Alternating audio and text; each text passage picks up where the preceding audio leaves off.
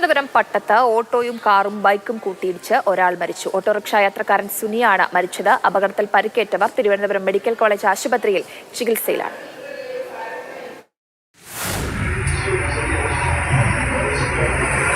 പുലർച്ചെ 3 മണിക്കായിരുന്നു അപകടം. തിരുവനന്തപുരത്ത് നിന്നും ആറ്റിങ്ങൽ ഭാഗത്തേക്ക് പോവുകയായിരുന്ന വാഹനങ്ങളാണ് പരസ്പരം കൂട്ടിയിടിച്ചത്. പട്ടം സെന്റ് മേരീസ് സ്കൂളിന് സമീപത്തായിരുന്നു അപകടം സംഭവിച്ചത്.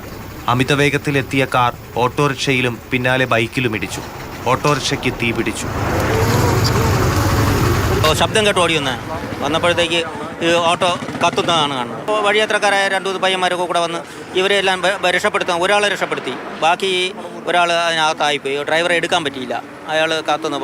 അതുപോലെ നല്ല സ്ഫോടനത്തോടുകൂടി കത്തുന്നത്. അപ്പോൾ അതിൽ നിന്ന് ഈ കാലിലൊന്നും വലിച്ചിട്ട് വരുന്നില്ല. ഇതിനകത്ത് ഈ ടോപ്പ് പ്രസ്സായിട്ട് അത് ആൾ ഞെരുങ്ങിപ്പോയി. അമിത വേഗതയിലായിരുന്നു കാറ് വന്നതെന്നാണ് നമുക്കിപ്പോൾ അവരുടെ ദൃക്സാക്ഷികളിൽ നിന്ന് നമുക്ക് ലഭിക്കുന്ന വിവരം. അതനുസരിച്ച് കാറ് വന്ന് ഇതിലേക്ക് ഇടിക്കുകയായിരുന്നു. ശരീരത്തിൽ 80% പൊള്ളലേറ്റ ഓട്ടോറിക്ഷ യാത്രക്കാരൻ സുനിയുടെ ജീവൻ രക്ഷിക്കാനായില്ല.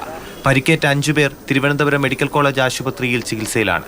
മെഡിക്കൽ കോളേജ് പോലീസ് സ്ഥലത്തെത്തി അപകട കാരണം പരിശോധിച്ചു. ഓട്ടോറിക്ഷ കത്താനിടയായ സാഹചര്യം ഫോറൻസിക് വിഭാഗവും പരിശോധിക്കും. മാതൃഭൂമി ന്യൂസ്, തിരുവനന്തപുരം.